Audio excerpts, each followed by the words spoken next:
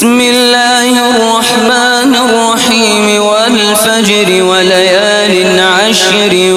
والشفع والوتر والليل إذا يسري هل في ذلك قسم لذي حجر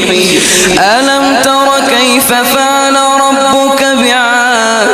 إرم ذات العماد